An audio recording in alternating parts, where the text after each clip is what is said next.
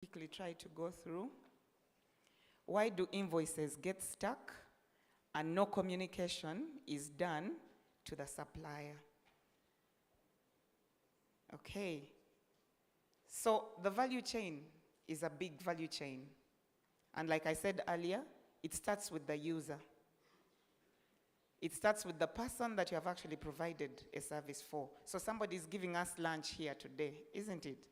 And that person, luckily today, the person that has brought us here is PDU. When this service is done, PDU will have to compile the attendance list.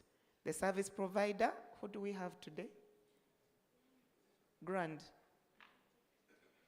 Global, yeah? So Grand Global will need to give us that invoice, which will be validated by the user. This time is PDU. This time PDU is not PDU per se. PDU is the user this time round, right? So after that, they will then forward the document to finance. Along that value chain, something can go wrong. And that is where delays sometimes happen. So what is the answer? The answer is communication. Once you have submitted your invoice, please follow it through with the user, right? Let that obligation still remain with you until it is settled. This information is available freely within the value chain.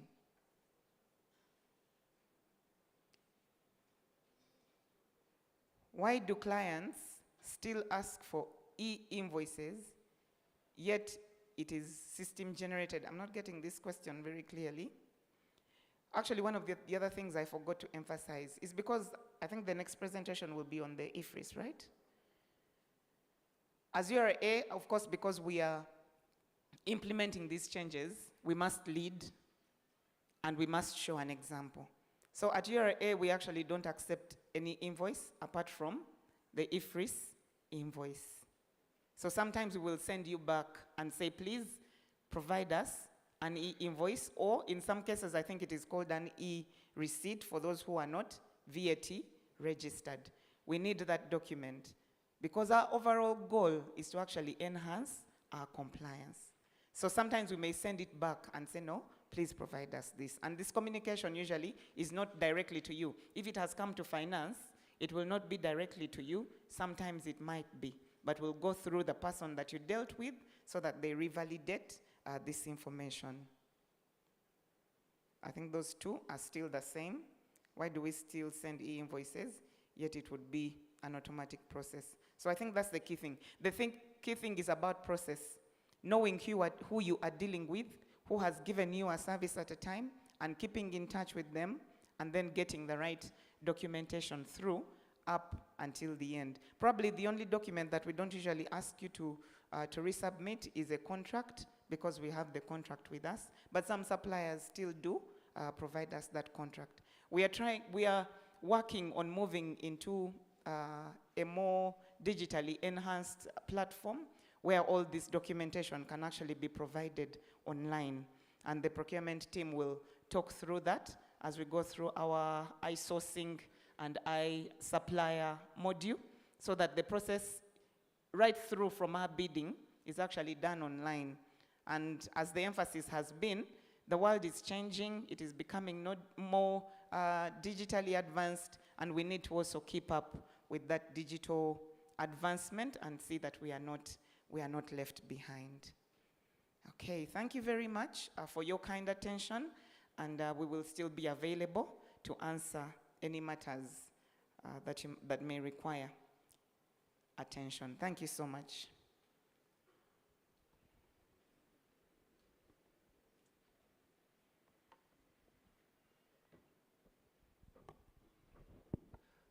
A thunderous applause is in order for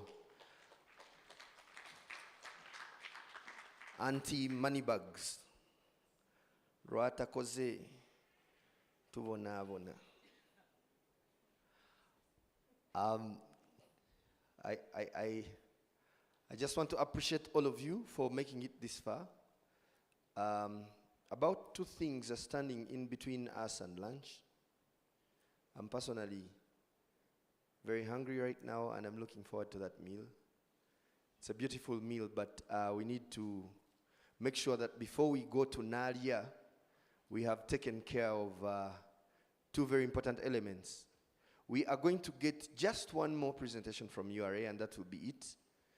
Then we shall get to listen to a testimony from a supplier who has been with URA for a significant amount of time. If you've been working with URA, we would like to hear from you. We would like to listen to you to appreciate what the journey has been like from the vantage point of you, the supplier. I know you're here. I know you're being led by the Spirit. If you feel it in you to come and share that testimony, please, the mic is here. I'll give it to you and you'll be able to share. Then after that, we shall have a Q&A session. Some of you have not been putting questions on Slido. You would rather have those questions asked in person, one microphone to another. Our panelists will take these hot seats and you'll be able to fire away with some of those questions that you might, be having with you. After those 2-3 interventions, we shall be ready for Nadia, and Nadia will be ready for us, and we shall devour that meal. But for now, ladies and gentlemen, please allow me to invite Mr. Hassan Wasaja.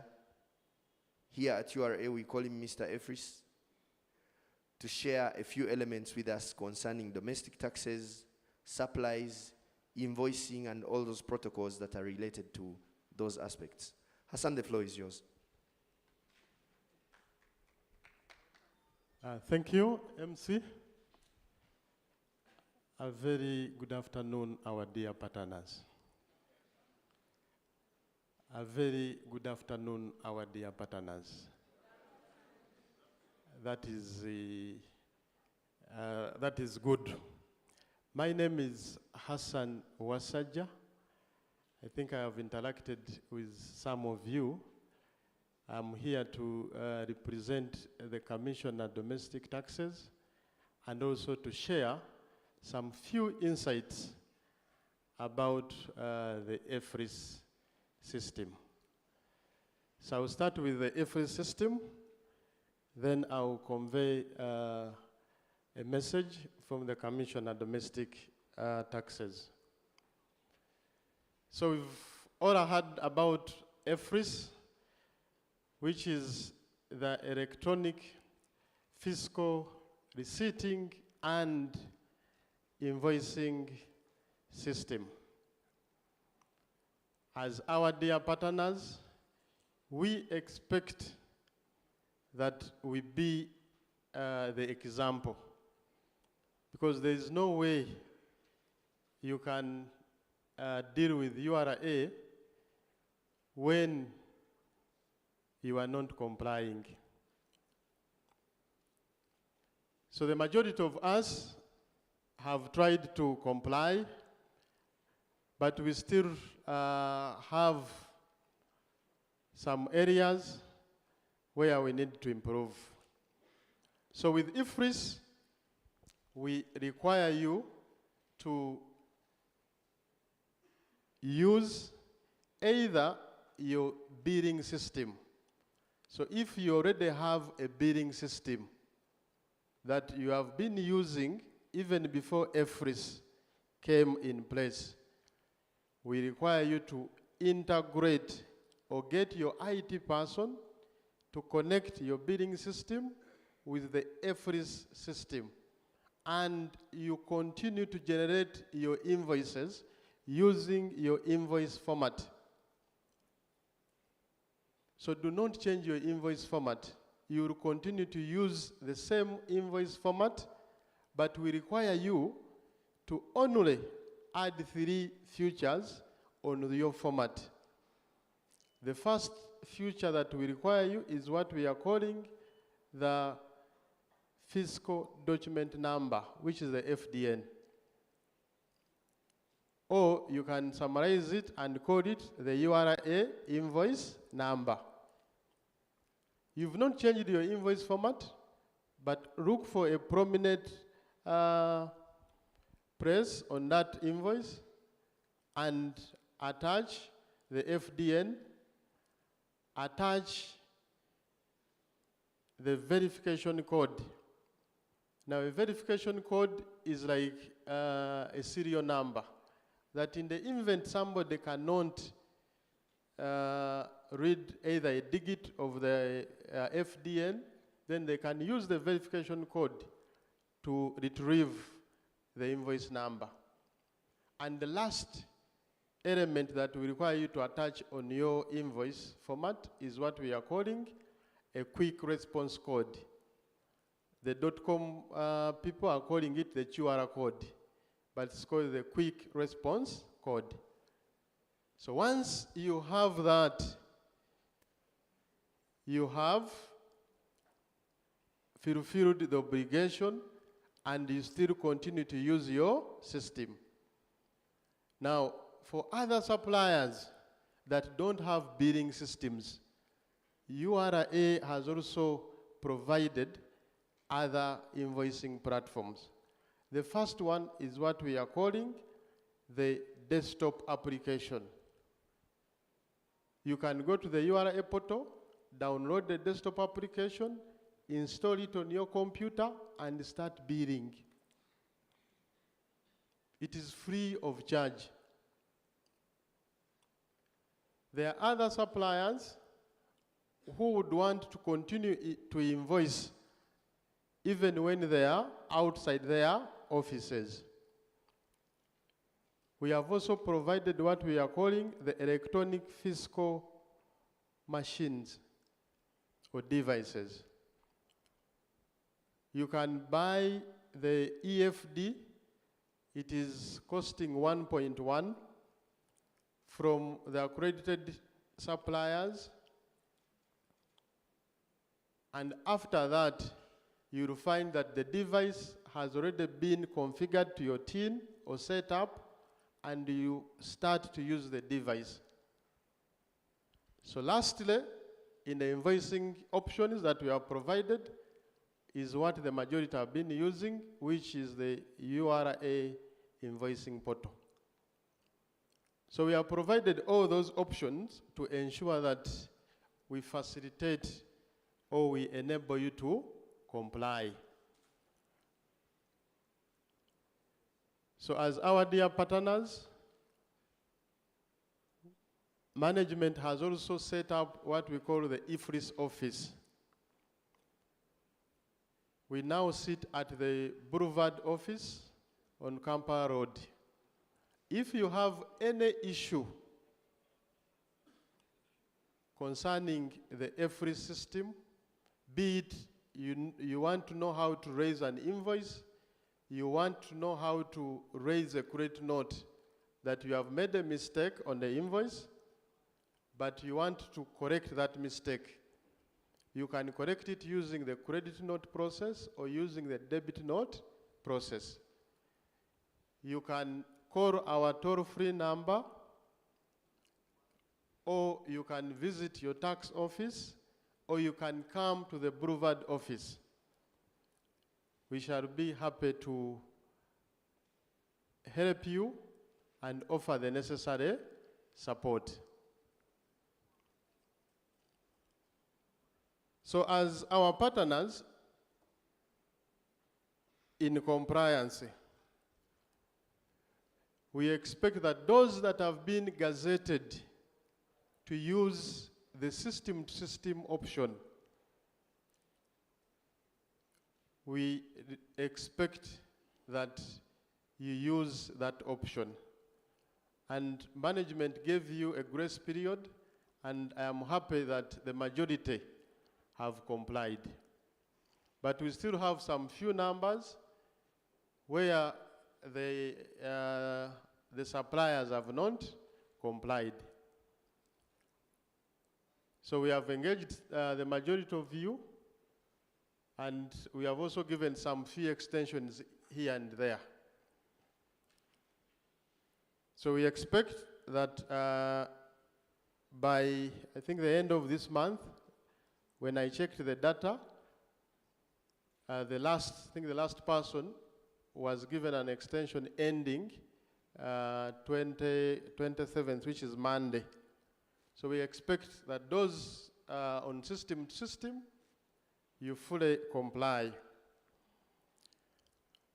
So what is our obligation as suppliers in revenue mobilization? Number one, we expect that we file our tax returns, and the tax returns we file should be complete and correct tax returns.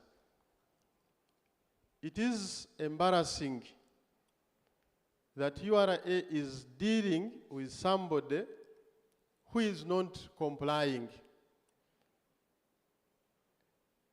My colleagues have told you that being a supplier of URA, you go through a competitive process.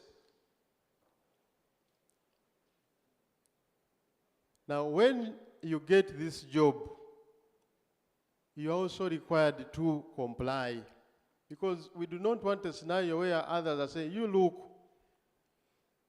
supplier X is not filing their tax returns.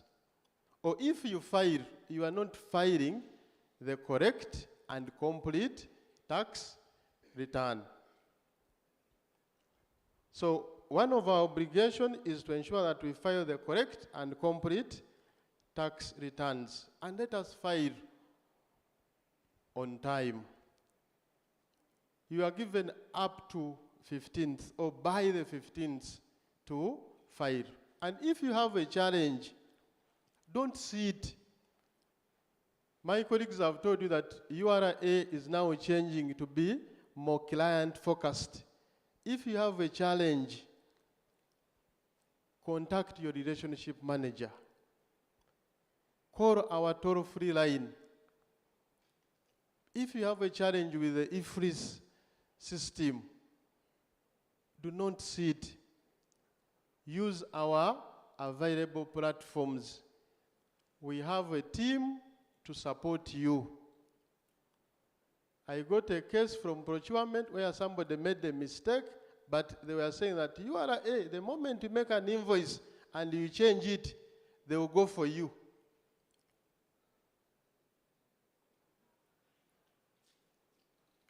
We are not enemies, no. If you have made a change, there is a process of correcting that change, so feel free. So the next item is also, let us make our timely payments.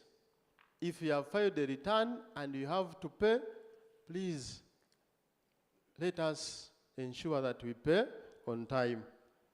Because as our commissioner said, we ensure that we pay on time. So if the commission has clicked on time, you should also make sure that you pay on time. Then the last is, we also expected that we should engage in only ethical and professional behaviors. We've had cases where we have people who are not in this room that have been involved in invoice trading. They are selling invoices. They have sales in IFRIS because they have seen that they have to pay a lot. Now they engage in unethical behavior to create input tax. So they buy invoices from other people. So it would be embarrassing for the investigation team to get you because you have been involved in such unethical behavior. So let us do our part as suppliers, because URA has trusted us. There are many people who are looking for these tenders, for these jobs, but URA has trusted us because our service is up to that standard. So in the role of revenue mobilization, let us ensure that we do not engage in behaviors like invoice trading. So lastly, the Commissioner Domestic Taxes encourages us to ensure that we purchase goods and services from businesses that are issuing fiscalized invoices. Because it's a value chain. And when you purchase and you are issued with a fiscalized invoice, that is the proof that you have that the tax that has been deducted is going to be submitted or paid to the consolidated fund. That is the proof that you have. So the Commissioner of Domestic Taxes is encouraging us to be partners and let us ensure that we demand fiscalized invoices, because that is the only proof that we have that our taxes will be remitted to the consolidated fund. And if we do what I've been saying, you will never get any scenario of having an agency notice, because we are complying. We shall never get any scenario of being penalized, because that penalty disrupts our business. And once our business has been disrupted, we are not able to offer that quality service. We are not able to provide that timely service. So let us also avoid situations that will lead URA to use the stick in ensuring that we are complying. I want to end here. If there is a question, feel free. I will be able to address them. Thank you.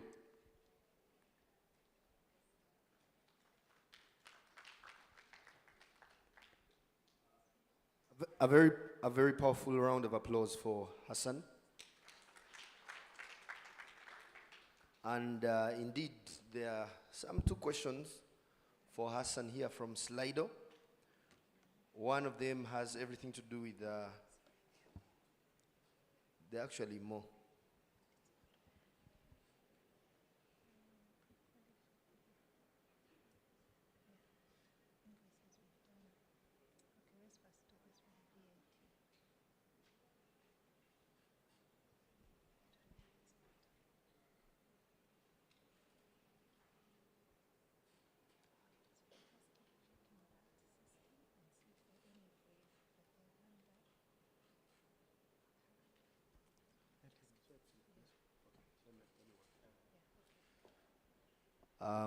Yes, thank you so much for the questions that are coming in hot via Slido.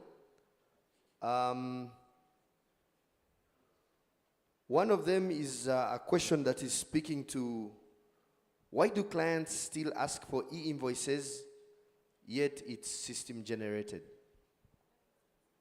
This was answered. Let's look for some fresh ones. Why is the process of the credit not very difficult on the EFRI system? Okay, thank you. Why is the process of the credit not very difficult? It is good to get feedback.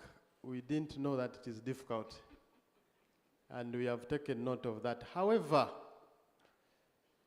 a credit note means that we are adjusting the value or the tax of that invoice downwards.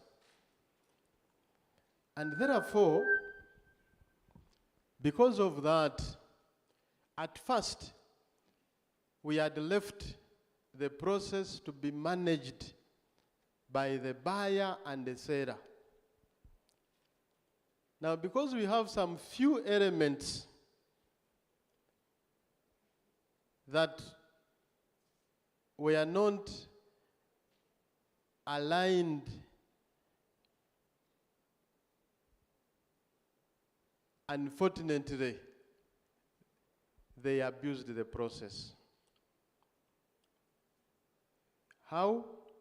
They would generate the invoices and cancel them. Yet the sale did happen. So management guided that let us, as URA, be involved in the process. And that's why we made a change to ensure that those credit notes are now approved by URA. Are you getting where we are coming from? At first, the process was managed by the buyer and the seller. Because some few elements misused the process, abused the process. So now we brought in URA to verify. And I think we have done a very good job. However, because of the numbers, sometimes we are not able to approve on time.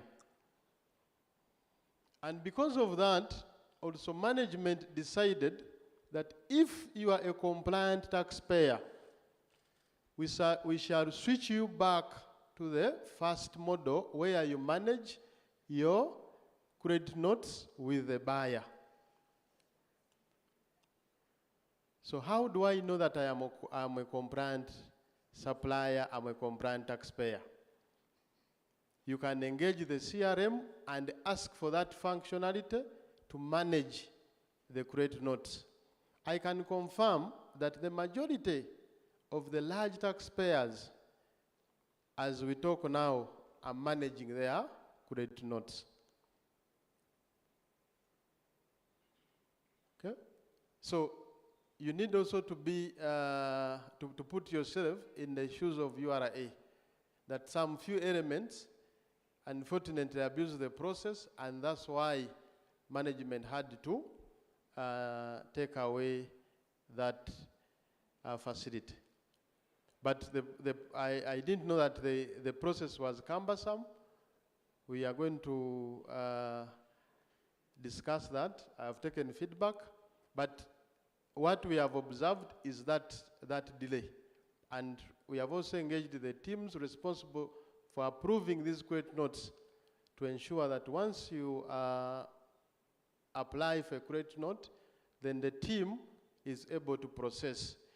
The feedback we got from them that some of you or some of the taxpayers, once they ask for supporting evidence, you do not provide the supporting evidence. And therefore, it becomes hard for them to approve. Others, we apply for a credit note, and when we contact the seller, the buyer confirms that that transaction is valid. I didn't cancel it. Or I requested for 20 pieces and have not made any adjustment. And we have seen those cases. So it is the verification process and lack of supporting documents that takes that delay.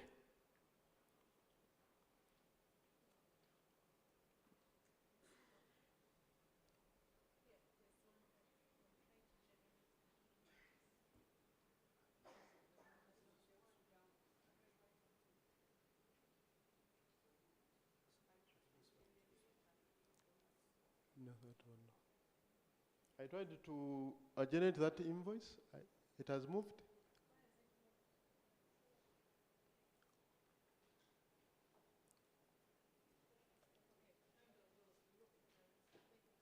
How authentic is the quick response code system, Mr. Hassan? Now, a quick response code helps you with your smartphone to scan that invoice and confirm that the invoice is valid. What you need to do is to get a scanner, an application that reads that scan, and you scan the QR code on that invoice. And the scan will give you the details of the invoice. And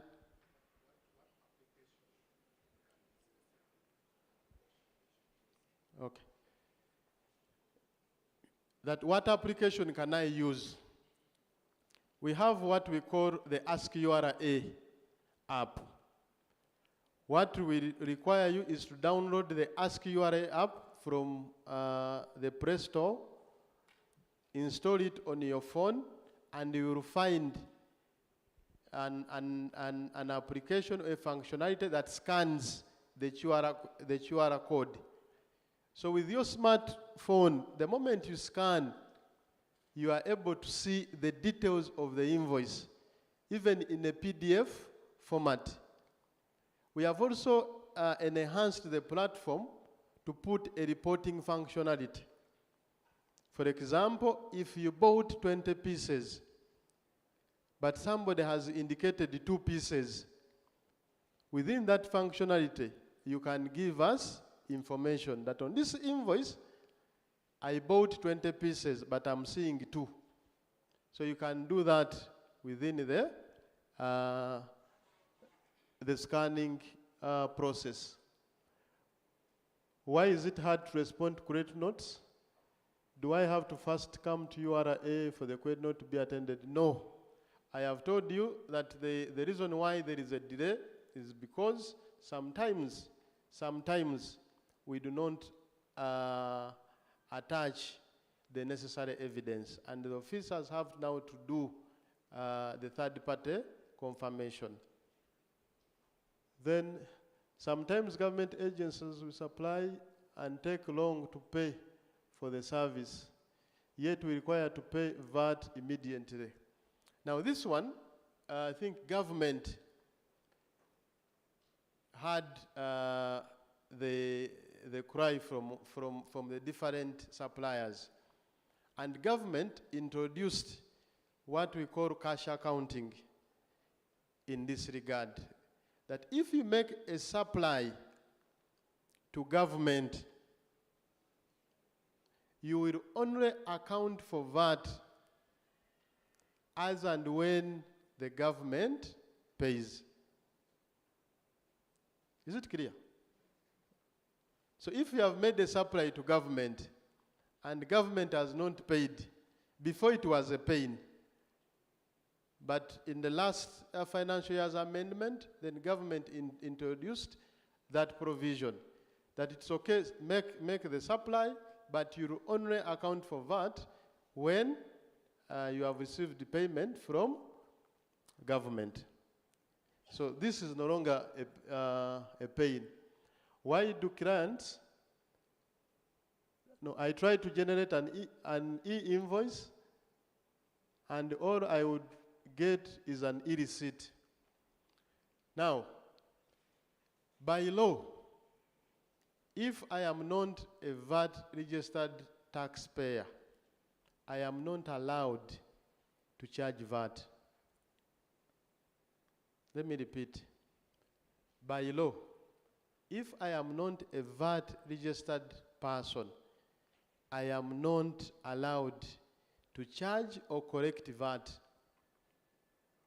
Registering for VAT or being registered for VAT is a confirmation that the government has trusted you to be an agent. So the reason why you are able to get a receipt and not an invoice is because we have designed the system in such a way that if you are registered for VAT, you'll get an invoice and you also be able to charge VAT. And you also be able to claim. So if you have not, then you cannot charge VAT. And that's why we did separate that if you are VAT registered, you get an invoice. If you are not, you will get an e-receipt. Why is there a unique distribution? When it comes to travel requests, I think this one will. Okay, I have a credit note pending that are 3 to 4 months old and rejected credit notes. I've never been contacted for verification. I want to apologize if this one has happened. If I can get the person who has posted this to understand why this happened, or to get more details to ensure that you get service. But it is strange that it has taken 3 to 4 months. Okay? So get me the details, and we have it corrected. Credit notes, why is rejected, and when a new invoice is issued against it, it should approve be based on my liability, yet a transaction actually took place. This one is not clear. I am a VAT registered person. Am I allowed to make sales without charging VAT? This one is not. If you are a VAT registered person, the law says you are required to charge VAT on all your supplies or your sales. And the way you charge VAT is of 3 categories. If the item you are selling attracts a rate of 18%, you are required to apply 18%. If the item you are selling by law requires you to apply a 0%, you are required to apply it. If by law that item requires you to apply an exempt rate, you are required to apply that rate. And if this has helped us, because before, people were struggling to know, is this item 18%? Is this 0? Is this exempt? Now with IFRIS, we have put all tax rates. The feedback I've been getting is that people have been struggling not to charge 18% because that item before they were not charging. So if an item attracts 18%, you are required to apply 18%. So to answer you specifically, you must charge. Even if you bought that item from Hassan who didn't charge you VAT. So when you are selling it, it becomes a VATable item. Why is the credit note based on my liability? This one I didn't get it, but a credit note is not based on the liability. A credit note is based on the invoice. That's why when you are raising it, we first ask you to give us the original invoice. So it's not based on that liability. I don't know whether there's anything that I've not answered. So allow me to stop here. But there are some, I think, key questions. You know, when we talk about IFRIS, MC, I think we need a special session for IFRIS, but there are some key, I think, burning. Let's have you know, when someone puts up their hand,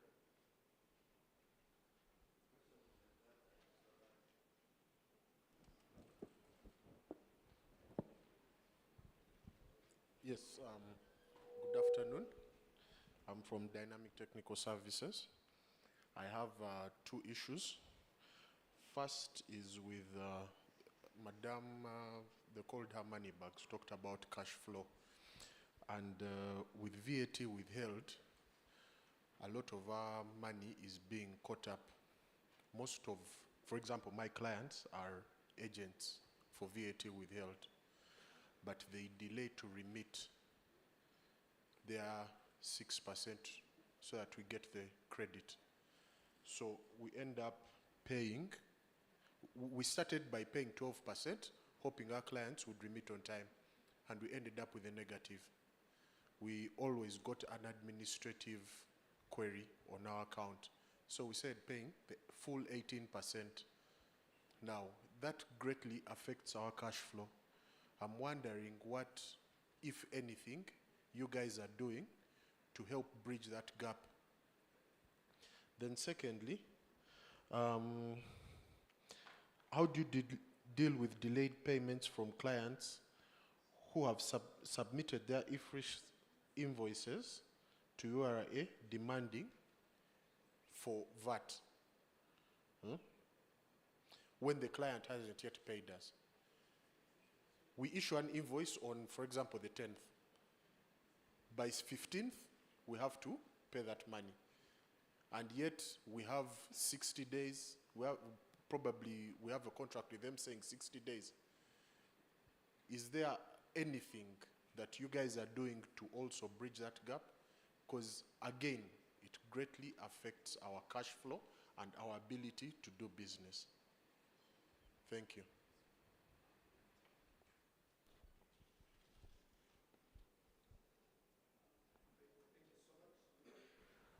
Thank you so much. I guess Hassan has registered the question. It was a many in one. But this is what we are going to do, because the next session is Q&A. So please allow me to invite Hassan to take one of those chairs for the Q&A session. He will start with that question during his Q&A segment. But I would also like to invite SC Diana to take the seat up there.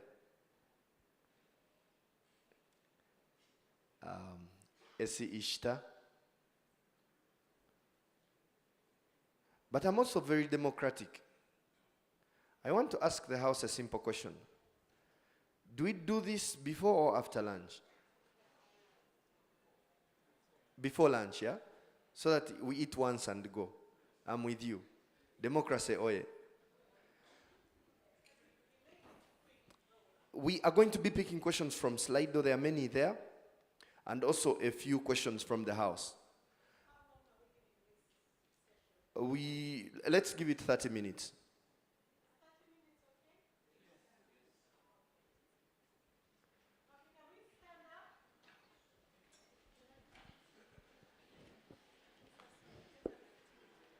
Okay, let's do another one. I have gifts. I hope someone can win. The game we are going to play is called Badu Badu. Badu Badu. And the instructions are similar to the other ones, but a bit different. You watch me. When I say Badu Badu, your hands should be here. When I say Badu, one Badu, the hands should be here. When I say Ba, the hands should relax. Let's try it one time. Badu Badu, Badu, Ba. Badu Badu, Badu, Ba. Now we are going. Alertness. Badu Badu, Badu Badu, Badu, Ba. Badu. If your hand is up here like this, sit down, my brother. This is Badu Badu. This is Badu. This is Ba. Yeah? Okay, let's go now. Much faster. Badu Badu. Badu. Badu Badu. Badu. Ba. Badu. Let's be honest. This is Badu Badu. There's a guy whose hand is still here like this for Badu, but he's still standing. Okay, one more time. Badu Badu, Badu, Ba. Badu Badu. If your hands are here, please stand. Rather, please sit down. We won't finish though. That one never ends. Still, for maximum participation, he gets to have this. Our panelists, please take to the podium and let's have this Q&A session. Questions are coming from Slido. Questions are also going to be taken from the House. Rita and Mr. Abola James, You're part of the panel too. If you've seen any of them anywhere, please let them know that the house needs them on the panel. Producer Mario, just to make sure that the mics are okay. We can do a quick test. If you can say hello through one of those mics. As you get set to take the questions. Hello, Ishta. Hello, Ishta. Hello? Hello, hello? Yeah, that's better. Hello, Hassan.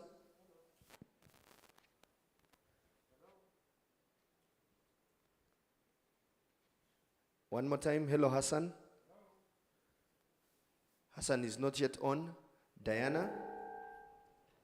Hello. Diana is on. Hassan. Maria has got this. Let's take care of it. Mr. James Abola and Rita Mukakasana. Hello? Hassan is on.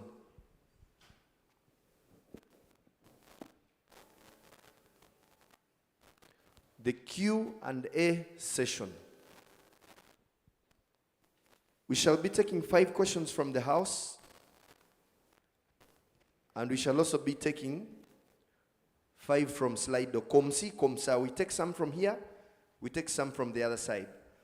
Let me see the hands. We have a hand here, we have a hand there. We have a hand here. Ladies first. I like you, but ladies first.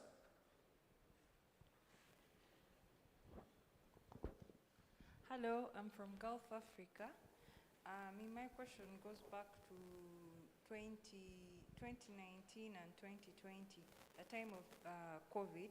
We had supplies, and then when you introduced the e-invoicing, some suppliers, some customers wanted again, we had already invoiced, but then again they wanted the e-invoicing.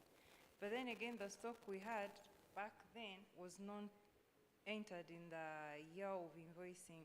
So we are stuck, we have unpaid bills, we're stuck with them, we don't know how to go about them. Then another thing was about the credit notes. Credit notes, like you said, they're not approved in those days you're giving us. We have a lot of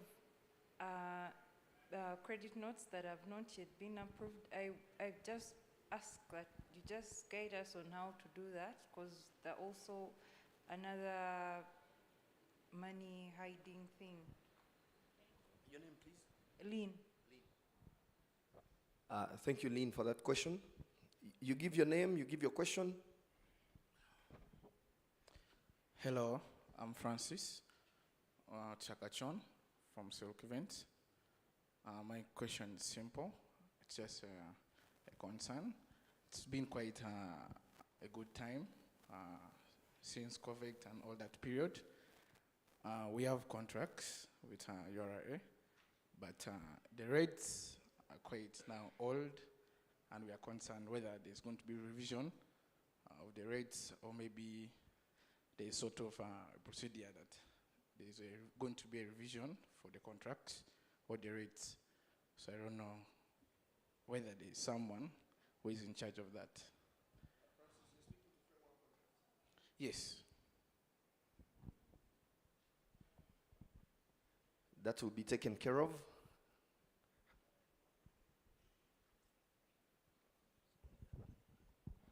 Good afternoon, everyone. My name is Barbara Neymar. I work with the Balam Marketing, currently called Buy Group. My question goes to finance. You talked about change of name. I would like to inquire, what documentation do I need to bring to you so that my process of payment is not delayed? Because I have changed my name on the URA portal, so every invoice I'm issuing is going to show a different name from what is actually on the contract, and it also might be different in your systems.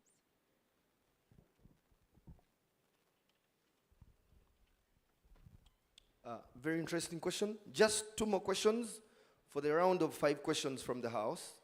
We have a hand at the back. Let me get that question. Yes, good afternoon. I am Baguma Medi. One inquiry. There is factoring in the issue of inflation. You find that as we continuously supply URA, the inflation within the country affects the pricing rate, and you find that for some quarters of the year, we may operate below margins. I don't know if URA could sit down and find some way to make operations much more friendly within our economy. Thank you. Thank you so much for that question. I have one more question for this round of 5, and I'll take this question from Jude over here.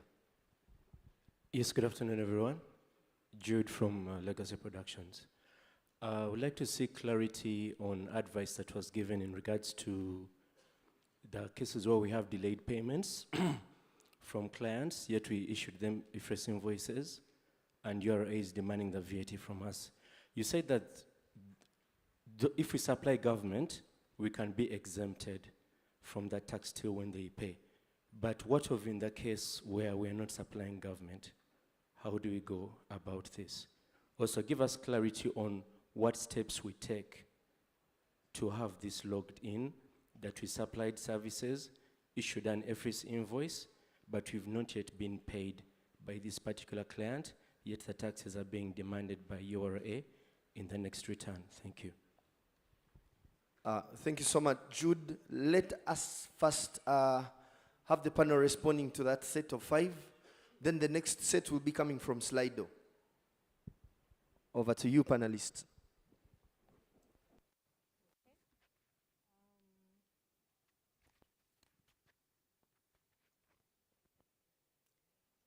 Mr.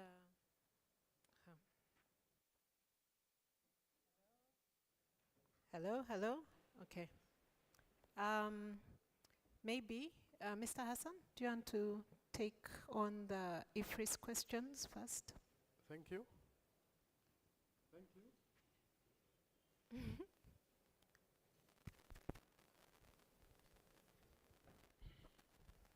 Thank you.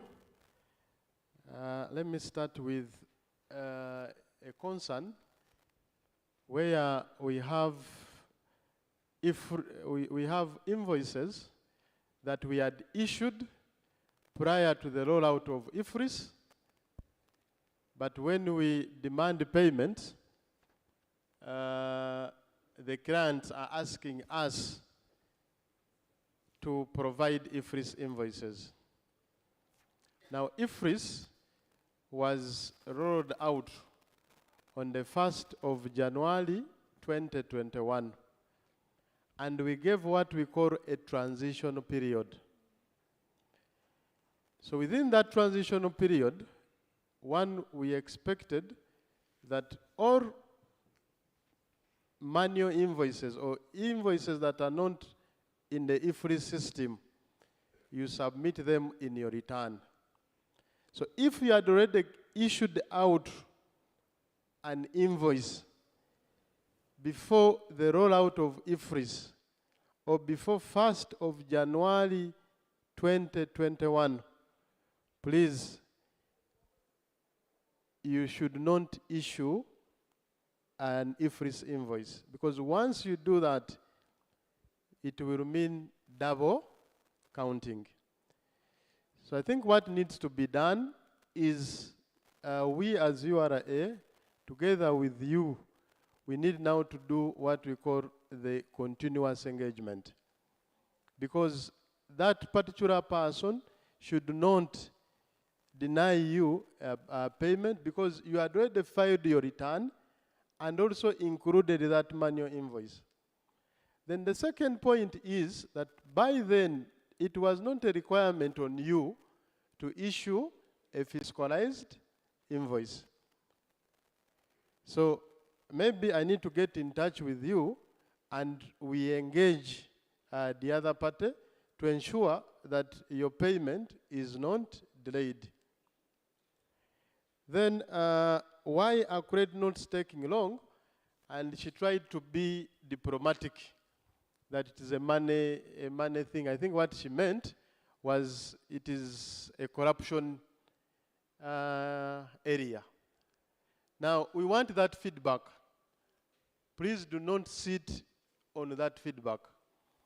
If anybody is asking for money to provide a service, be it credit note, be it TIN application, be it any service of URA, please, we want that feedback. Because there's no way we are going to improve if, number one, something is happening that we don't know and you are not letting us know. Then number two, let us also embrace the technology, because with technology, we are minimizing human intervention.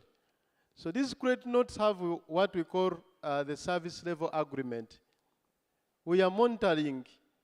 By the time you applied, the system is tracking how long has it taken for that credit note to be processed. And in processing, we mean it is either approved or rejected.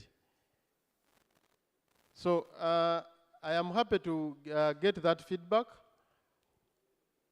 But please, where you see corruption or somebody is intentionally delaying to serve you, please don't keep quiet. We have a fully fledged office to handle that, and for us, we believe that that is how we can improve. So for those that have delayed, if I can get to know the details of the company, and I take it up. But also for the rest of others, because there are those with what? With the credit notes, but maybe they are not speaking up. Our commitment is that when you provide the necessary evidence, we shouldn't take 2 to 3 days without processing your credit note. So let us know on all our platforms where you've got a delayed service. We are here to improve, and once you let us know, we shall improve. Then somebody asked, maybe on the issue of the corruption, Mr. Abora, you will amplify. Then somebody asked about the steps that we have taken to ensure that when you make a supply to any other person that is not government and there is a delayed payment, so what steps have we taken? Now, this is a policy issue because in law, we are given 2 methods of how we should account for VAT. The first method is the cash accounting. That you apply to the commissioner to be on cash accounting. And cash accounting means that you will only account for VAT when you have received the payment from the buyer. Then the other method is the accrual, where by default we all fit. And the accrual says that whether you have received the payment or not, you need to account for VAT. So I would encourage my friend that you apply for cash accounting. But also to apply for cash accounting, there is a procedure and the necessary requirements that you have to fulfill. But I hear your pain, though to solve it, it needs a policy issue. Thank you.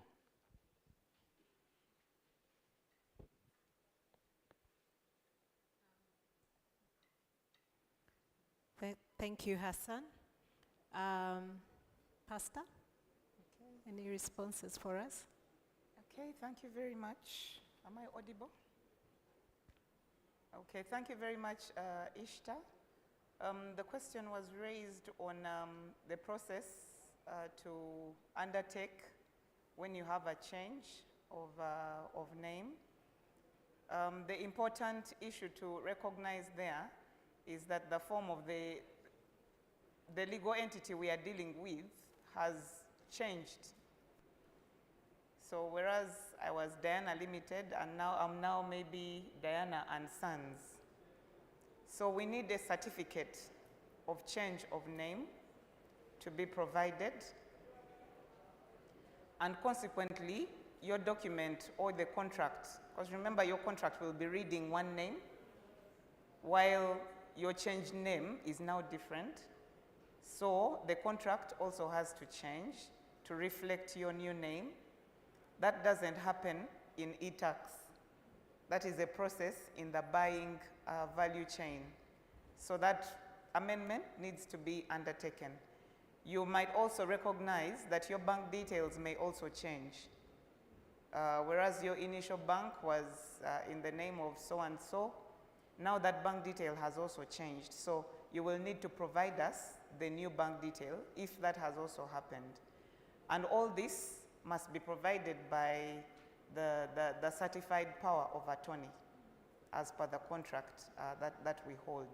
So these are essential documents that are intended to safeguard you and to also safeguard us from losing resources through some unscrupulous means or some machinations that are made by our society, so to say.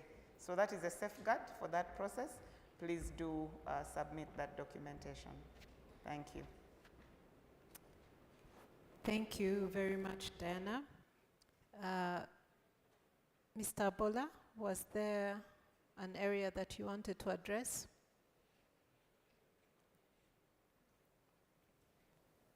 Digitization. Solomon, we need a mic. Okay, no, I think participants have been given the brochures. Sanya, if you could wave. We have a brochure with a contact detail at the back.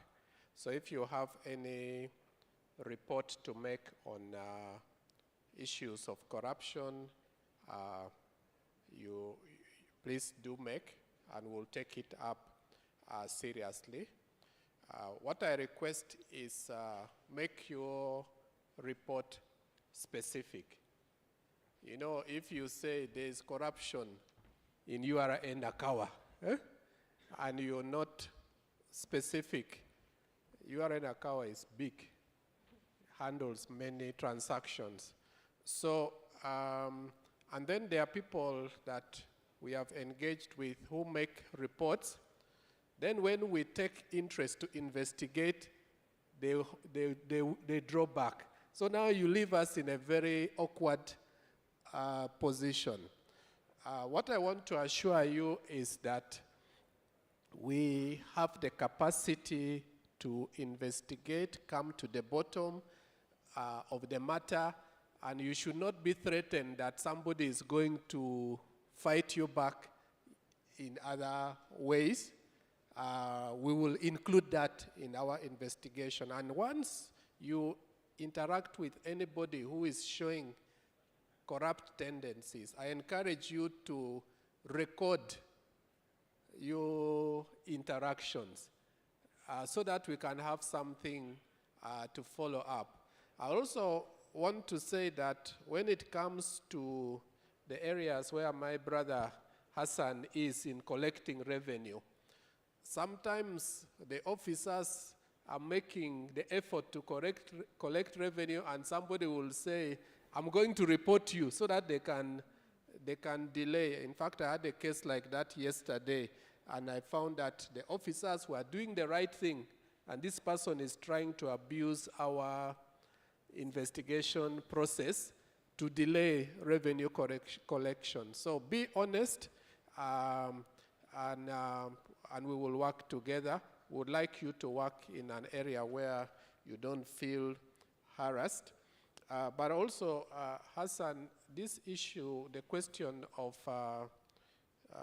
the credit note, I think you need to take it up in DT management. Let us be categorical on how long it takes to respond. That is one. Two, what is it that is required from a taxpayer? What must they provide so that the approval is really automatic? Yeah, so that we don't have this back and forth or delays. Thank you.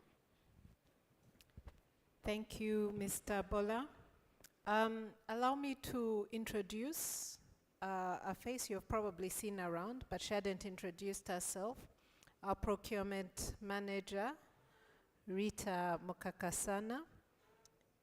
Rita, there were two questions that I'd like you to address. Both of them were similar, actually. The first question was, how do you handle the issue of change in rates in framework contracts?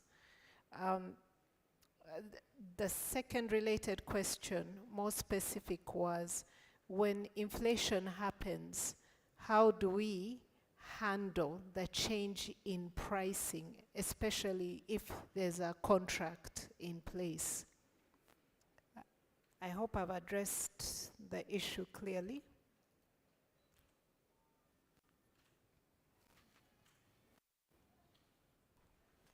Thank you, Ishta. Like you said, the two questions are similar. And the second question that relates to how do we handle inflation, that usually happens for framework contracts. The law is specific. It has an allowance of at least 18 months. That's when we can revisit any change. Less than that, we can't go outside the contract. So that same answer for the two questions.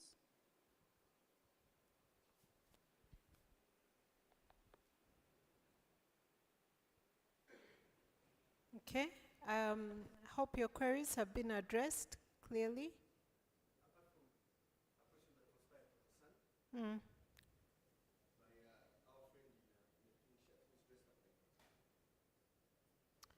I think his question was about when they've invoiced IFRIS and their suppliers, contracts are delayed. Please ask again. That sounds like Jude's question. Yes. Let me have this mic. And you can have another one. Clarity is the goal. Thank you. My question was in regards to VAT withheld. Clients delay in remittance of VAT withheld. Now, if we pay the 18%, if we remit 18%, it affects our cash flow greatly.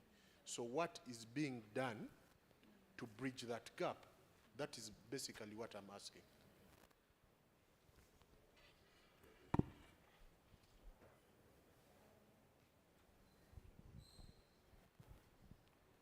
Hassan?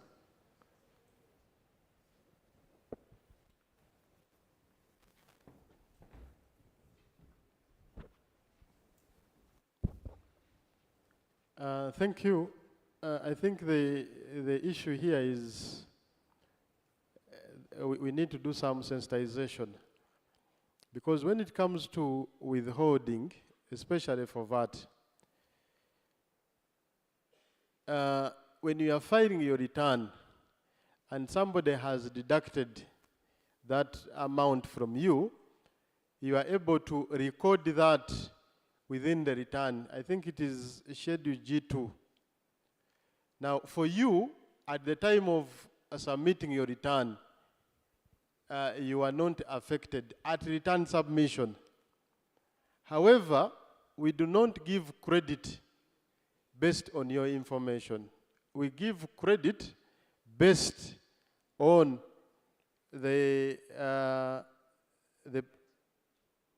based on somebody filing his return. So if it is Hassan and you, and I did deduct money from you, the credit will only be given when Hassan has filed a return, not even paid. It is upon Hassan filing. Because we believe that when Hassan files, Hassan is telling URA that I deducted money from Jude. So your credit will hit your ledger as soon as I file the return, because I'm telling URA that I did deduct money from Jude. I don't know if I've answered you.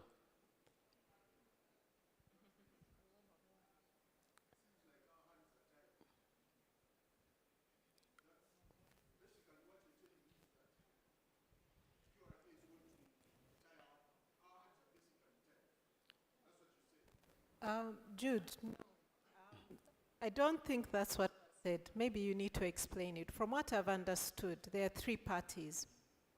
You have to file a tax, but your supplier, let's say your supplier, has not remitted their VAT to you, yes? Hassan has explained, when you're making your return, there's a form you fill to indicate that this amount of VAT is still pending from your suppliers. You submit that. However, it is not going to be credited at the point that you make your return. It would be taken note of. But at the point that your supplier that you have notified URA about makes a return, it will be credited. I don't see how hands are tied there.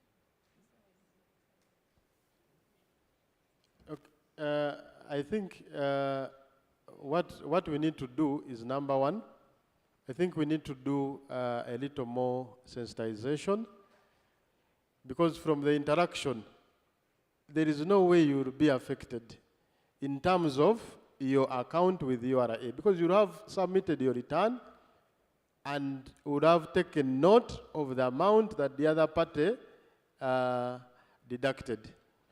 Now, when the other party, even if they have delayed, members, even if they have delayed to submit the return, but when they submit the return and indicate that I deducted this money in December, your account will be credited as at December, not today. Okay? So, even interest will not be there, because the credit will be taken to the date the amount was deducted.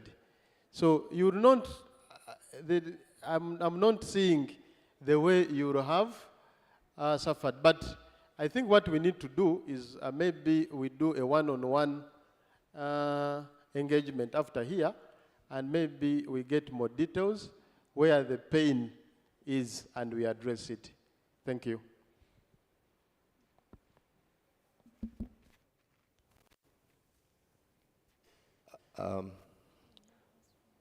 We have a few more questions. We are going to take another round of 5. Then we shall also capture some from Slido. For specificity, if the hand is up, please put it up. I want to see it very well.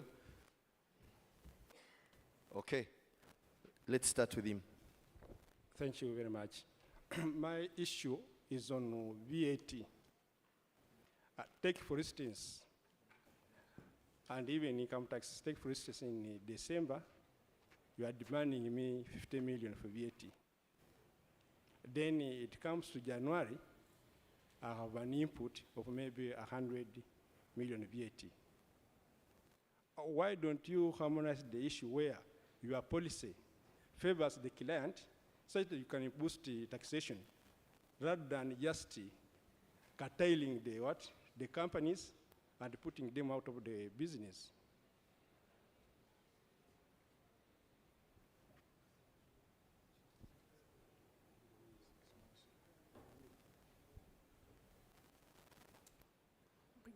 Was that question captured? Great.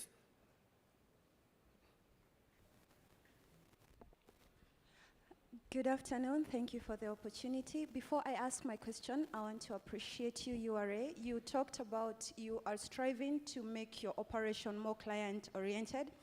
And as a business owner, I have seen it, I've experienced it. My district URA office is very cooperative and it helps me through. So I just want to give you feedback that what you're doing, we are seeing it as a company, we are seeing it, and thank you so much.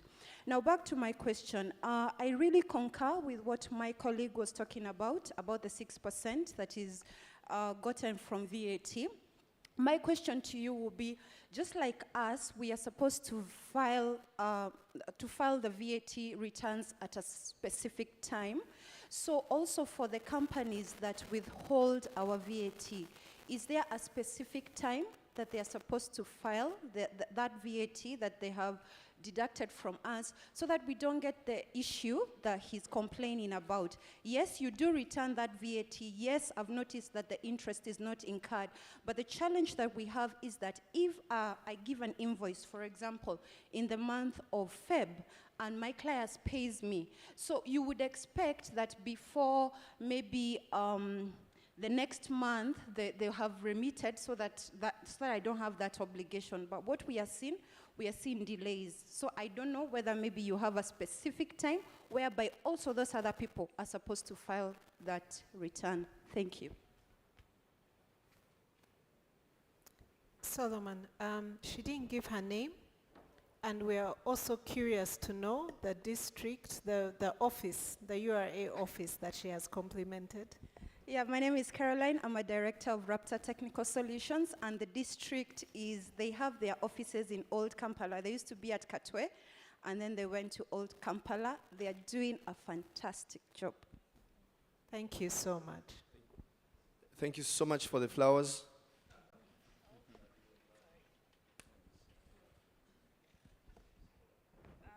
Mine again is about VAT. VAT, like for someone pays, let's say, someone pays, a supplier pays you, for instance, the NGOs, and then they tell you they're not supposed to be paying VAT. You come to URA says something else. I just want a clear picture. Am I allowed to serve the customer? Like TASO. We have issues with TASO, so I would really appreciate if this is also sorted out. And Lynn is the name, right?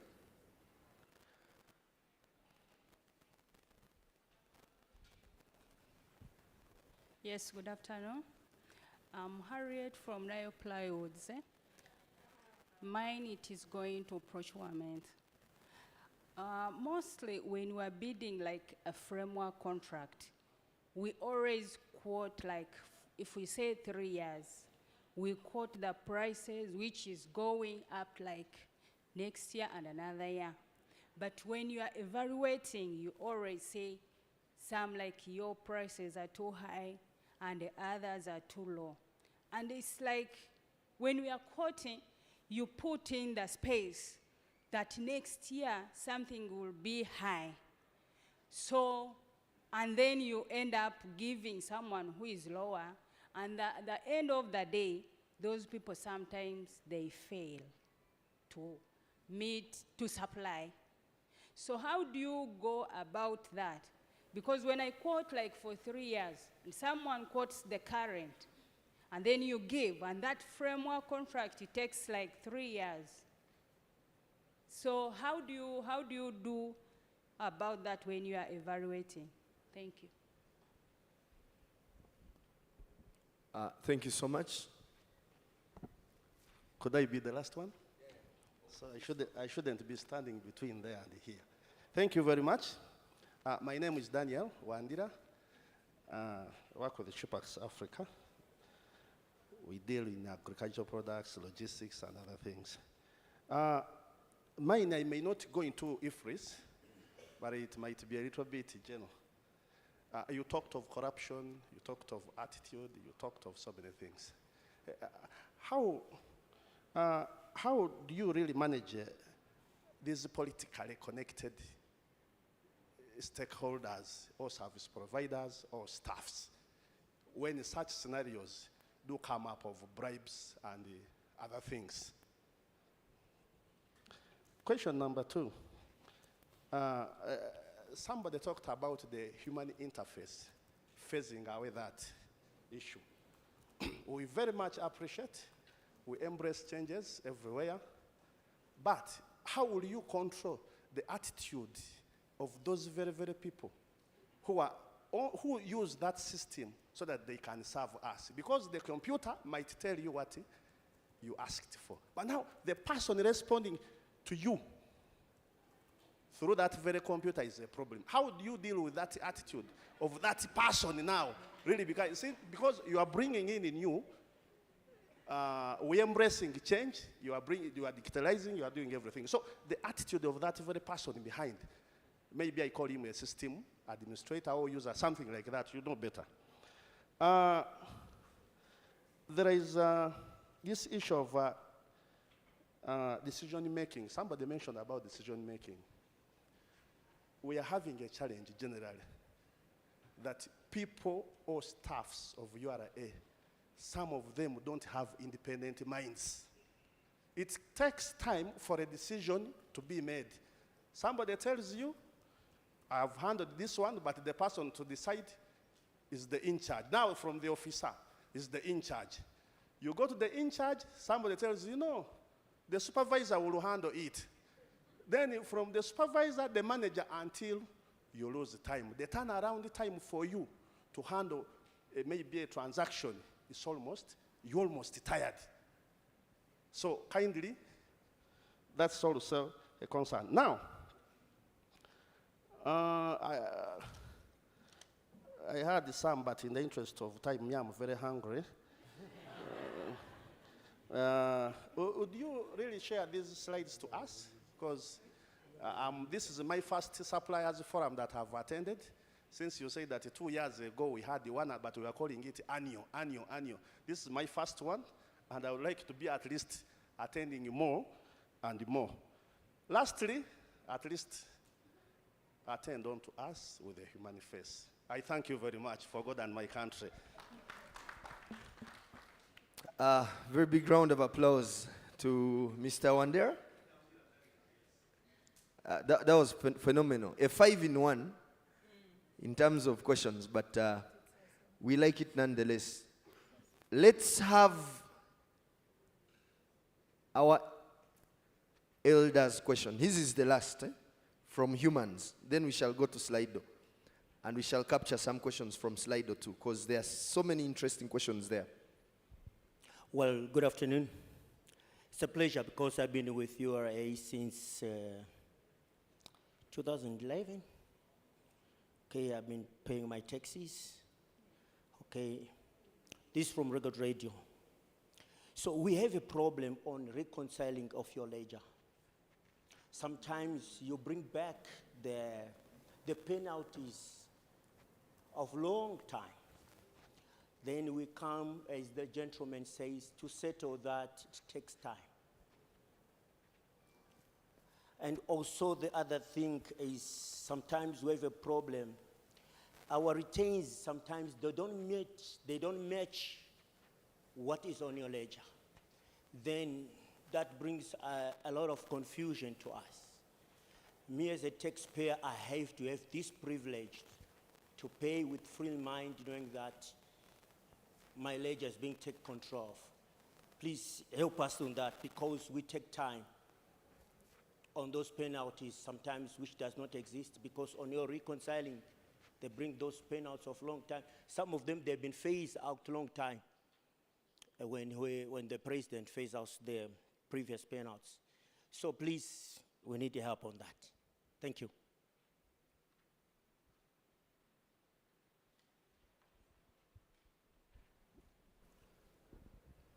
Thank you so much. How do we go about this? Should you take those ones on first before we get into Slido? Yes. Or we also pick some from Slido? No, let's take these ones. First, take care of those ones. Thank you very much. Can we start with Rita? Thank you. Thank you, Nail Ply. Am I audible? Am I audible? About her question, I'll take you step by step. That specifically applies for framework contracts that run for over a long period of time. We communicate to you that we want to have a specific contract for example, 3 years duration, and we advertise it's public, it's open to everyone. So when we make it open, you come and give us your offer, while knowing that it will be for that long period of time. Now, different suppliers source from different places. And of course, it's competitive. And we don't enter into a contract with one provider for frameworks. We enter into a contract with many. So when you come and tell us, you give your offer, that's your price, we go with, after passing all those stages, the technical part and all the other stages, financial coming last, we use it for comparison purposes only. Now, when we reach financial, for example, we can take a maximum of four contracts, going by the order of who gives us the lowest first. So we go with the lowest person, the first lowest bidder, the second lowest, the third, and the fourth, in that order. So when we are placing the call of orders, we first consider the first person, the first lowest bidder. If they are able to give us at that price, we place the order. If they are not able, they communicate, and we move to the second. We still communicate. If the second person is able, we place the order. If they are not able, they communicate and move to the third. So when all of you are bidding for such contracts, you always have that in consideration. So we are never tied. We have not reached a situation where we are tied to one person. We move in that order, sequential. Lowest, second, third, like that. But you all bidded knowing that this contract was for this duration of time. Thank you. Thank you, Rita. And I think maybe what we need to clarify, a framework contract is a contract. And like any other contract, everything as per the terms of the contract is fixed, unless there are situations or unbearable circumstances or force majeure matters. But a framework contract remains a framework contract. And when you commit to this, you commit to the duration of that framework contract, which is transparent from the word go, as Rita has stated. Diana, any response?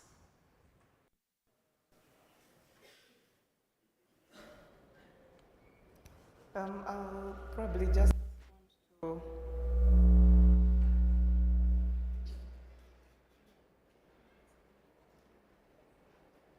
Okay, I'll respond to the matter of decision making.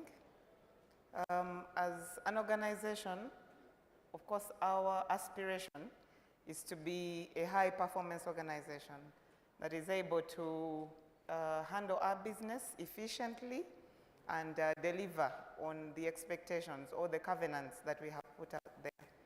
And we are making progress in ensuring that that is actually done. Now, sometimes a failure to make a decision could be attributed either to the fact that the decision maker doesn't have enough information, or probably they do not have enough authority in the circumstances. So that could delay a process. But either way, should you have, you know, an inclination that probably something could be going wrong along this process, please do alert the respective office, even whistleblowing, because this could also be an opportunity to actually get involved in behavior that is not correct. In the process of delaying you, something else behind could be happening. So please do let us know if anybody is behaving in such a manner and you're not getting a result in time. We are all held accountable, and we have service level agreements within our performance management process. So please do let us know so that we can resolve that matter easily. And usually when you have to report a matter, it is helpful to be specific. Like James said earlier, you can't say in the procurement office, this is happening. I mean, that makes everybody else look like a criminal when you have not actually said who exactly is doing this. So please do feel free. Maybe sometimes you need to be anonymous in your reporting, but do report the matter and be specific on who exactly has handled that matter. I think I dealt with a supplier maybe about a year ago who actually raised a complaint about being asked to pay some money in a procurement process. I sat with this person for a long time and pleaded with them, please let us know who it is, because a blanket statement doesn't help anybody, and it puts us all in very bad light, while that is not necessarily the actual issue. How you deal with people who are politically connected, the same way we deal with everybody. Transparency is one of the benchmarks that we have as an institution, and so we endeavor to treat everybody equally in the process of dealing with our business. If, again, you feel that there are some politically inclined persons that have been dealt with in a rather different way from the rest, then again, please just let us know. We are always trying to make ourselves better and ensure that we are able to serve as well as possible. Thank you very much.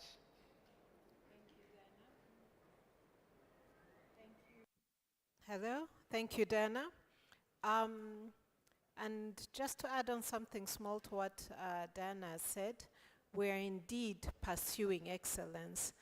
And within URA, just this month, we've launched a new system called the CRM system, which shall be accessible to you as taxpayers and I think as suppliers, and which shall give you more access to interact and raise some of these issues, which will also be given a wider visibility within the organization. We don't claim perfection, but we do claim striving for excellence. Having said that, you must admit now that where we are today with interaction with our suppliers is by far much further where we were 2 or 3 or even 4 years ago. So, yeah. Hassan?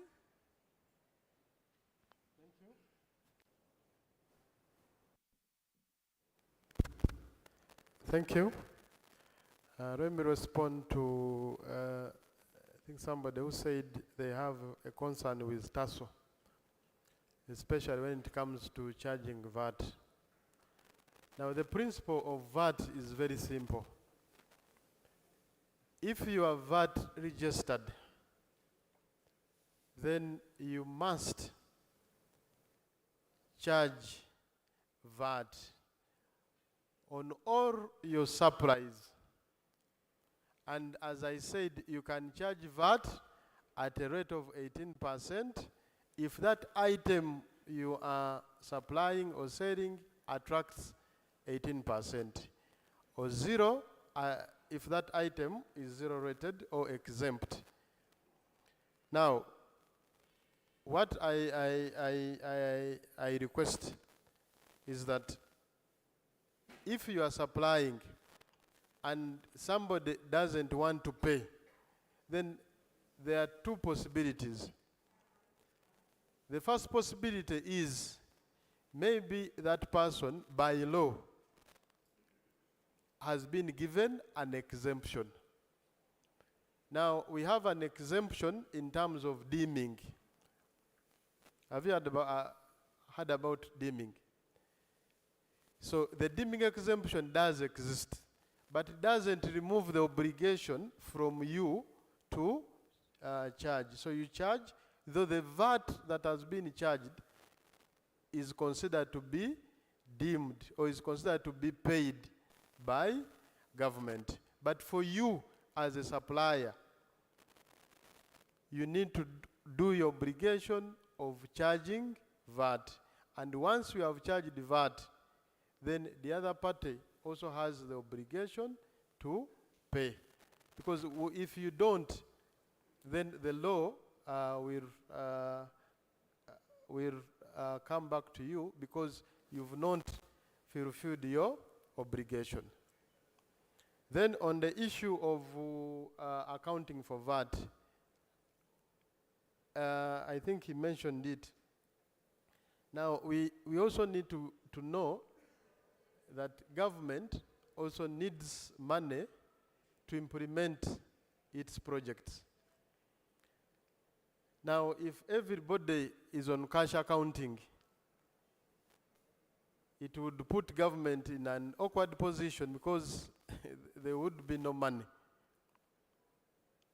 So that's why we have cash accounting and the accrual method. So I would request those that are disadvantaged by the accrual method, please take advantage of the cash accounting, apply through your tax office, and you will be responded to. Because when you're on cash accounting, you only account for VAT as and when you have received money from the buyer. Thank you.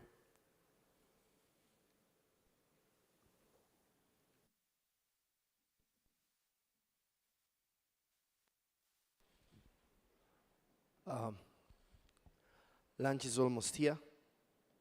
That I must tell you, and again, I'll come back to you democratically for a very important decision to be made on whether we call this a session or take a few more. But before we get into that question asking, there is a question that came here via Slido that I found to be quite pertinent for this discussion. If you can give me a second, I can extract it so that we are able to appreciate it.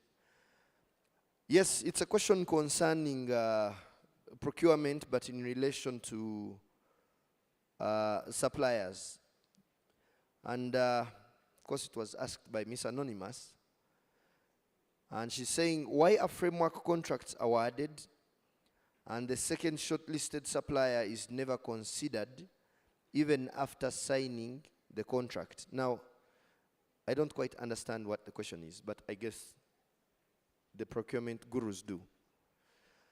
That is question one from Slido. The other question that I would like to have fielded, you know, there are about 74 questions on Slido. Yeah, and we shall need to find a mechanism to address most of these questions. The beauty here is that we captured your emails and we are able to correspond most of these. We are going to address these questions and we shall be sharing the feedback to you because some of them require that. But we do have some questions here, like this one about how does a non-tax compliant company end up getting works in various government organizations? And also the issue of the TCC, which I feel like has really been addressed by Hassan significantly. He has talked about the TCC. But someone is asking, why does getting TCC take long? And why isn't it instant since everything is online? Pertinent questions. Let's first have responses for those, then we shall get into the democratic process of choosing whether to continue with the Q&A session in terms of questions being asked and answered, or if we must consider taking that trip to Naria and also bring this event to a wrap. These three first, then it will be decision time for all of us.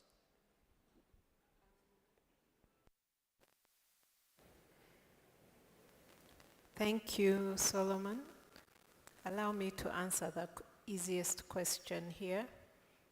My question, I'm reading it. My question is about how does a non-tax compliant company end up getting works in various government organizations? Now, this question can be taken two ways. One, let us qualify that we're speaking specifically for Uganda Revenue Authority. We're not speaking for government. Now, I don't know if this person asked the question in the light of they are non-tax compliant and they want to get business, or they are asking for a friend, as they usually say. There is someone out there who is non-tax compliant, who is getting business with URA. If that's the question,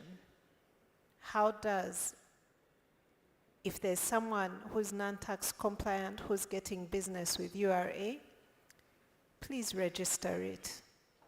I can confidently tell you that tax compliance is one of the qualifying factors for you to be considered a supplier.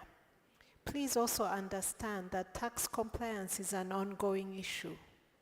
So it's very possible for you to be tax compliant in 2020 and not tax compliant in 2021, yet you signed a framework contract until 2023. That's possible, but that too will be checked. It is mandatory for you to be tax compliant. Your entity, and now the government requires us to take it even a step further, you as the individual must be, if you are a director in the company or own shares, you must be tax compliant. Now, if you ask the question in the light of you are non-tax compliant and you want business with URA, I've already answered that. That's not possible. You cannot ask someone to become a teacher in a school when they have not studied. Simple as that. Then there was the question, I think, about the framework contract. I think Rita has already addressed it in many ways, but she can just elucidate a little.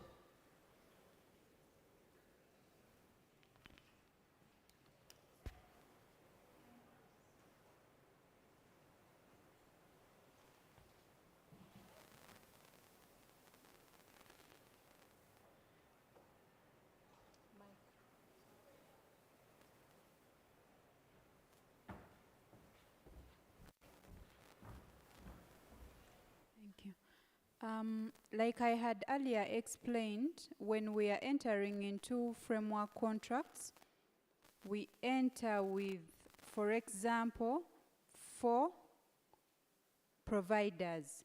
In an event that the first person fails, we move to the second. So when the third is not considered, please know that it's because the first lowest bidder is still doing well. They have not failed. That they can still work within the prevailing market prices. So that is why. Please be patient. Sometimes you will see us. when the load is heavy, we usually distribute sometimes when we want things to be delivered immediately. So that's why when you're third or fourth, you're not seeing us, but sometimes we come. But that's the reason. Thank you.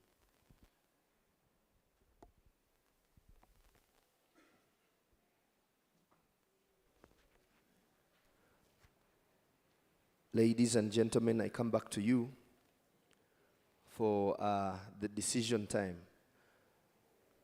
But even as I speak, the questions from Slido have been extracted. If you can see on the big screen, they've been extracted and they've been put into an Excel document where they are going to be populated, appropriate responses are going to be given, and there is a suppliers database that is going to be utilized to ensure that that master document is shared with the questions and the appropriate answers. The beauty of working in the digital age.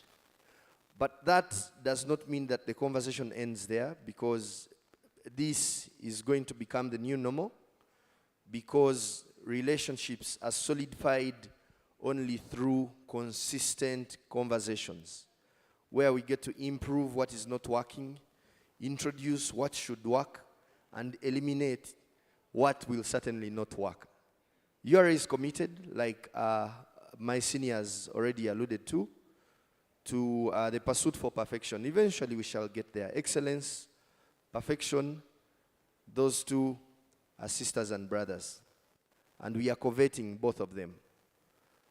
With that said, I would like to invite the Assistant Commissioner, Administration, to give us the parting shots, or should we call it the closing remarks, whereafter we shall get into a dinner opportunity. Food is waiting for us.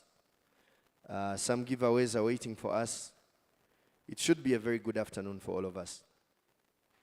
Ishta, the floor is yours. I'm going to keep my words very few because I'm also hungry. But I just want to thank all of you for attending today. I think what has come out very distinctly is that maybe the next supplier forums, we may need to allocate more time for them. But I request that if you have all registered, I hope you've given us your clear email addresses, because we're going to use our supplier database, but also the emails we get from the registration forms, and we're going to submit responses to all of you. We are also, as procurement, probably going to discuss ways going forward, how to keep this interaction going, maybe until the next supplier forum, because it's very important for us to keep talking. But I also think it's very important for you as URA suppliers to start networking. Networking will demystify a lot and will give you an understanding, and will also quicken the process with which you grow in maturity, because there are some suppliers here who have supplied URA for a long time. I know there are some suppliers here who used to supply URA, and there's some suppliers who want to supply URA. So please take it upon yourself to network, maybe over the meal, and you never know. But on behalf of one URA procurement unit, I just want to say thank you. Thank you so much for honoring the invite. We hope to see you again. I'd also like to thank my colleagues who have taken time to be here with you. They look very calm, but trust me, what's going on the desks is a lot. So for someone in URA, from our Commissioner Corporate Services, our Commissioner Legal Services, Assistant Commissioner Finance, Mr. Bolas, Assistant Commissioner Staff Compliance, Jesse, Hassan, a lot has been taken for them to be here. So we thank them. We thank you so much. I also specifically want to thank the procurement team that is behind this. Can they please stand up and come in? They're all very shy people. I wonder why. Yes. Procurement team, please. Jibril, please come up. This is going to be very quick. I also want you to see their faces. So in case the person who talked about the person behind a computer, come and see the faces of procurement people so that you have an idea who they are. Procurement team, please come. Please come and just let the nice people see you so that next time when you're sending them emails, you also know them.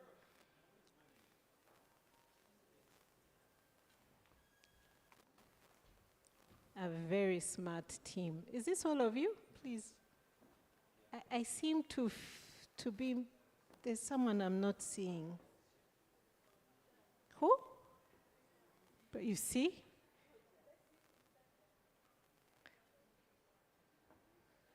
Team, this is part of our procurement team. They're coming.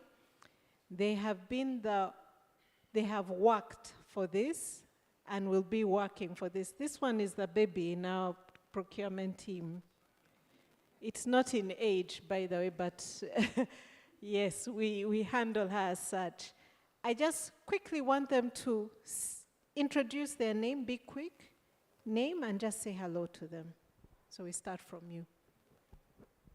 Good afternoon, everyone. Thank you for turning up in a big number. I'm Dorothy Nachimera, Procurement Officer. Hello. Good afternoon. You're all welcome, our suppliers. My name is Sevandeke Pius, Office Assistant in PDU. Good afternoon, everyone. Thank you for turning up for the conference. My name is Nabunya Flavia, Procurement Officer. Thank you. Good afternoon, everyone. My name is Mika Anthony, Officer Procurement. I'd like to thank you for turning up, then even raising your issues, which I think have been attended to. Enjoy your lunch. Good afternoon, ladies and gentlemen. Would like to thank you for coming. My name's Sakari Isaac Emmanuel. I'm Procurement Officer. Thank you. Good afternoon, ladies and gentlemen.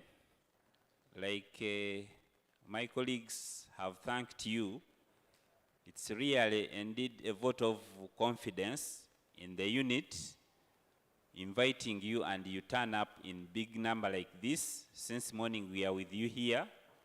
We are not taking it for granted, but we indeed appreciate you for your time. My name's Jibril Chinyiri. I'm a supervisor in this procurement office. Thank you. Good afternoon, everyone. Thank you so much for honoring our call. We value your participation and the feedback you've given us. My name is Ogwang Daniel. I'm officer in procurement. Thank you. Good afternoon, ladies and gentlemen. Thank you for honoring our invite. My name is Patricia Ngwet, Admin Officer, Procurement, and I'm in charge of your payments, processing your payments. Thank you. Good afternoon, everyone. Thanks for coming. I'm Ezatiru Betty, Officer, PDU. Thank you very much. Where is Benjamin? Okay. Thank you so much, Procurement. Can we give them a loud hand clap? Please don't hesitate to look for these people. We sit on 13th floor. If you need help and the person behind the computer is not being helpful, I've given you the address. We all sit on 13th floor, including myself.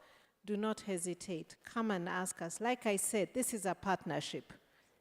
where we are going, we can no longer deal with suppliers standalone. We're dealing with people who are willing to walk this transformational journey with us.